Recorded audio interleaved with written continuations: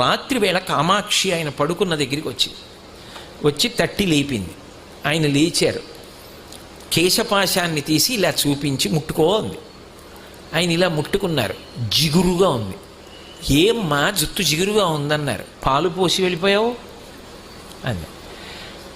అమ్మా నీ గుడి పునర్నిర్మాణం చేయాలని తాపత్రయపడ్డానమ్మా అన్నారు. ఏమయ్యా గుడి పునర్నిర్మాణం చేయడానికి నువ్వు సంపాదించాలా? నన్ను అడిగితే నేను ఇవ్వను. దానికోసం నా జుట్టు ఇలా వదిలి వెళ్ళిపోయావా? చూడు పాలకంపు ఎంత సువాసనలు రావలసిన జుట్టునది. వెనక్కి వచ్చి అభిషేకం చెయ్యండి.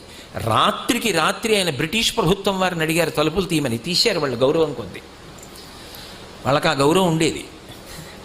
తలుపులు తీస్తే వారు గబగబా వచ్చి కంచిలో అమ్మవారికి మళ్ళీ అభిషేకం పూర్తి చేశారు. ఆ తర్వాత ఎక్కడి నుంచి వచ్చిందో కాసుల వర్షం పడిపోయింది. ఆ దేవాలయం అంతా పునర్నిర్మాణం చేశారు.